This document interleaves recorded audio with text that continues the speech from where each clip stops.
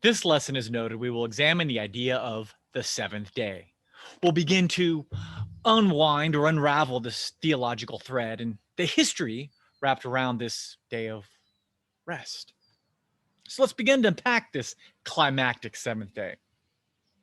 First off, the seventh day was significantly different from the first 6 days of creation in regards to the literary formula established through the first 6 days. If you recall, if you'll notice, in the seventh day, there was no announcement, no commandment, no separation slash boundaries, no naming, and no framework slash time.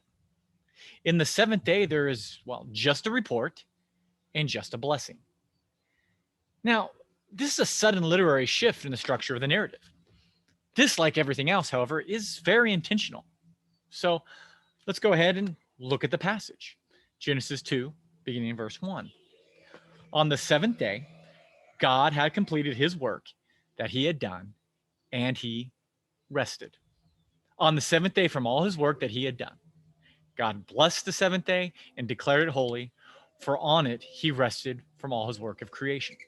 Genesis 2, 2-3. The report is God finished his work. It is finished. Pun intended. God rested and God blessed and declared the seventh day holy. So if we break the report up, it reads as follows in the Hebrew. Line 1, God had completed his work by the seventh day, his work which he did. Line 2, and he rested on the seventh day from all the work that he had did. And line 3, God blessed the seventh day and sanctified it.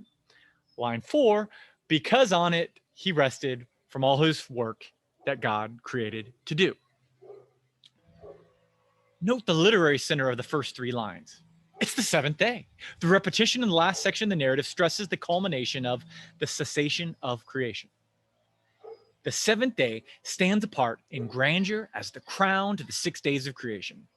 This singularity indicates not only the immense literary craft, but a deep theological significance which will run throughout all of Scripture. Suffice it to say, our focus on the creation account should not be on man, may it never be, or enter your particular theory of creation here, but rather it should be on the seventh day and all the seventh day encompasses. So the question then is, what is so significant about the seventh day? And it's a very robust answer. It's an answer that is teased out, well, throughout Scripture. Now, in an effort not to cut it short or diminish its majesty, let me leave you with this idea. The key word in this passage is the Hebrew word Shabbat, rest. Now, interestingly, the word Shabbat actually means cease, more than rest. Strikingly, it's not just a word that refers to remedying exhaustion after a grueling work week. In contrast, it describes the enjoyment of completion. It's a word that celebrates accomplishment. It's a celebration, even better than TGIF, right? Again, it's saying the project, it is finished. The best way to bring it out is to look at how the author of Hebrews looked at it. In Hebrews, the concept of Sabbath rest is used for those who persevered and completed their commissioned work.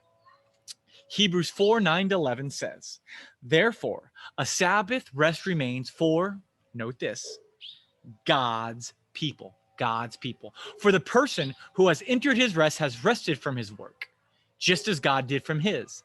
Let us then make every effort to enter that rest so that no one will fall into the same pattern of disobedience. The rest is for who? Did you catch that? God's people. The author goes on to explain who God's people are. They are those people who have rested, finished, completed their work. Now, while that passage may open up just as many questions as it does answers, I think we need to realize that, like Moses and the author of the Hebrews, that the seventh day rest is something that the Creator God established at creation for his enjoyment. And it's something we will see in Genesis chapter 3 that his image-bearing icons have the potential to join him in. We'll look more about that in future lessons. But we need to see that, like Jesus himself said, the Sabbath was made for man. Man, that is, as God intended him. Man that will only reach the rest through Christ, through the way. According to pastor theologian Kent Hughes, the seventh day is a day of perpetual spiritual spring, a day of multiplication and fruitfulness. Furthermore, the act of making it holy is significant as it is notably the first thing to be hallowed or made holy in scriptures. So it's really a great Bible trivia question you can impress your friends with possibly someday. What is the first thing in scripture that God decreed holy? Not the first day or the second day or third day or man or animal, but the seventh day. The seventh day was the first thing set apart in scripture by God himself. Again, to be clear, the seventh day had no creation. But even more interesting is an idea that is essentially overlooked. There is no time or closing refrain on the seventh day. There was no phrase that said evening came and then morning the seventh day. In fact, there is no mention of time on the seventh day at all. No mention of time to indicate the day's end. And I think that's very insightful. I hope you think on that for a while. See where that idea takes you. Because it appears that the blessed and holy day has no end. In literary context, the fact that there is no morning and evening in God's seventh day is very fundamental when trying to truly understand the greater context of the seventh day and its connection to the Sabbath and the idea of the Garden of Eden, which will lead us into Genesis 2. In closing, I leave you with a famous Jewish phrase, Shabbat Shalom, which is a way of saying, may you be restored to wholeness on this blessed Sabbath. The same Sabbath we just began to unpack in the Genesis creation account. A wholeness that, as followers of Christ, we must realize will only come to fruition in Jesus. Once again, Shabbat Shalom.